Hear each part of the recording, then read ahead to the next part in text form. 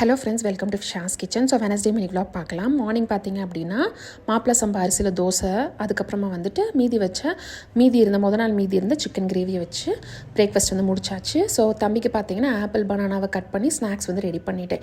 So மாப்பிள சம்பா அரிசியில் வந்து ரேஷியோ வந்து நான் ஷேர் பண்ணிக்கிறேன். தேவைப்படுறவங்க நீங்கள் வந்து ட்ரை பண்ணி பாருங்கள். இந்த ரேஷியோ வந்து 4:1 ரேஷியோ, அதாவது 2 டம்ளர் வந்து மாப்பிள சம்பா அரிசி, 1 டம்ளர் பச்சரிசி, 1 டம்ளர் ரேஷன் அரிசி. ஸோ இதை வந்து தனியாக ஊற வச்சுக்கலாம். அதுக்கப்புறமா ஒரு இதில் வந்துட்டு இதே அந்த அளக்கிற கப்லேயே வந்து 1 கப் உளுந்து, அது கூட வெந்தயம், அதையும் தனியாக ஊற வச்சுட்டு உளுந்தை வந்து நீங்கள் ஃப்ரீசரில் ஸ்டோர் பண்ணிடலாம். இதை வந்து தனியாக நீங்கள் வெளியில் வச்சிடலாம். 8 மணி நேரம் ஊற வச்சு எடுத்துக்கணும். நீங்கள் வந்து உளுந்து கிரைண்டரில் போடுற டைமில் கொஞ்சமாக அவுள் இருக்கு இல்லையா, அதை வந்து அந்த அரிசியோடு சேர்த்துட்டிங்கன்னா ஸோ அது வந்து இந்த உளுந்து ஆட்டுறதுக்குள்ளே இது ஊறி வந்துடும். ஸோ நீங்கள் ஆட்டி எடுத்திங்கன்னா சூப்பரான கிறிஸ்பியான தோசையும் வரும், நல்ல பஃபியான இட்லியும் வந்து ரெடி ஆகிடும்.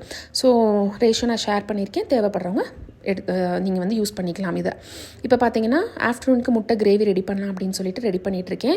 முட்டையை வந்து நம்ம வேக வைக்கிறோம் இல்லையா, அப்போ வந்து மூடி போட்டு வேக வச்சோன்னா சீக்கிரமே வந்து வெந்து வந்துடும். அதுக்கப்புறம் வெந்ததுக்கப்புறமா நம்ம வந்து பச்சை தண்ணியில் ஒரு 5 மினிட்ஸ் வச்சோம் அப்படின்னா உரிக்கிறதுக்கு ரொம்பவே ஈஸியாக இருக்கும். முட்டை வந்து பிஞ்சு வராது. ஸோ இந்த டிப்ஸும் தேவைப்படுறவங்க நீங்கள் ஃபாலோ பண்ணிக்கலாம். இப்போ பார்த்தீங்க அப்படின்னா முட்டை கிரேவிக்கு ஒரு பேன் வந்து அடுப்பில் வச்சுட்டேன். ஸோ சைட் பை சைடு வந்து பிரியாணி சூடு பண்ணிகிட்ருக்கேன். ஸோ இப்போ பார்த்தீங்கன்னா பேன் வந்து ஹீட் ஆகிடுச்சு. கொஞ்சமாக நல்லெண்ணெய் விட்டுக்கலாம். நல்லெண்ணெய் விட்டுட்டு அது ஹீட் ஆனதுக்கப்புறமா தாளிப்புக்கு சோம்பு மட்டும் சேர்த்துருக்கேன். பொரிஞ்சதுக்கப்புறமா ஒரு 2 பெரிய வெங்காயம், அது கூட கருவேப்பிலை. ஸோ வெங்காயம் நல்லா வதங்கினதுக்கப்புறமா பார்த்தீங்க அப்படின்னா ஒரு 1லேருந்து 1.5 ஸ்பூன் இஞ்சி பூண்டு பேஸ்ட் சேர்த்துக்கலாம்.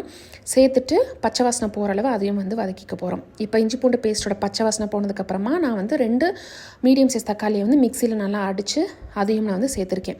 இது சேர்த்ததுக்கப்புறமா நம்ம எப்பயுமே வந்து மஞ்சத்தூள், அப்புறம் இந்த கிரேவிக்கு தேவைக்கிறப்ப உப்பையும் வந்து சேர்த்துற போகிறோம். சேர்த்துட்டு நல்லா மிக்ஸ் பண்ணிக்கலாம். மிக்ஸ் பண்ணிவிட்டு நம்ம கிரேவிக்கு எவ்வளோ தேவையோ அந்த அளவு நீங்கள் தண்ணி ஊற்றிக்கலாம். அதுக்கு முன்னாடி நான் வந்து குழம்பு மிளகாத்தூள் இருக்கு இல்லையா, அது வந்து ஒரு 2.5 ஸ்பூன் அளவு சேர்த்துருக்கேன். ஸோ குழம்பு மிளகாத்தூள் சேர்த்தோம் அப்படின்னா வேறு எந்த பொடியுமே வந்து நீங்கள் யூஸ் பண்ணணும்னு அவசியம் இல்லை. டேஸ்ட் வைஸ் சூப்பராக இருக்கும். ஸோ இப்போ பார்த்தீங்கன்னா பொடி வந்து நல்லா எண்ணெயிலே வந்து மிக்ஸ் பண்ணிட்டிங்கன்னா பச்சை வாசனை போயிடும். இப்போ நீங்கள் கிரேவிக்கு ஏற்ற மாதிரி தண்ணியை வந்து சேர்த்துக்கலாம். ஸோ நான் ஃபஸ்ட்டு மிக்ஸியை அலசி தண்ணி ஊற்றிட்டேன். அப்புறம் இன்னும் தேவைப்படுச்சு ஊற்றிக்கிட்டேன். ஸோ இப்போ இது கொதிக்கிற டைமில் நம்ம வந்து முட்டையை வந்து உரிச்சு எடுத்துக்க போகிறோம். சூப்பராக உரிச்சு வந்தது, எந்த முட்டையுமே பியவே இல்லை. ஸோ இப்போ பார்த்தீங்க அப்படின்னா இந்த சைடு வந்து நல்லா வந்து கொதிச்சிருச்சு. ஸோ இது கூட முட்டையை வந்து நம்ம சேர்த்துற போகிறோம். நான் வந்து 2 முட்டை வந்து வேக வைக்காமல் எடுத்து வச்சுருந்தேன். ஸோ அதை வந்து நம்ம உடச்சி ஊற்றி மூடி போட்டு ஒரு 5 நிமிஷம் அப்படியே விட்டுறணும். நல்லா முட்டை வந்து வெந்துடும். இன்னொன்று கிரேவி வந்து நம்மளுக்கு கொஞ்சம் வந்து திக்காக கிடைக்கும். ஸோ அது ரெடி ஆகிட்டு இருக்க டைமில் தேங்காய் பால் எடுத்துடலாம் அப்படின்னு சொல்லிட்டு இப்போ நான் என்ன பண்ணுவேன்னா கொஞ்சமாக ஒரு 1/4 மூடி அளவு மட்டும் தேங்காய் எடுத்து அதில் பால் எடுத்து ஊற்றி திருப்பி மூடி போட்டு ஒரு 2லேருந்து 3 நிமிஷம் கொதிக்க வச்சு எடுத்துடும். சூப்பரான கிரேவி ரெடி ஆயிரும். ஸோ கண்டிப்பாக இந்த கிரேவியை ட்ரை பண்ணி பாருங்கள். ட்ரை பண்ணி பார்த்துட்டு எப்படி இருக்குன்னு சொல்லுங்கள். இன்னொரு வீடியோவில் பார்க்கலாம். தேங்க்யூ, பாய்.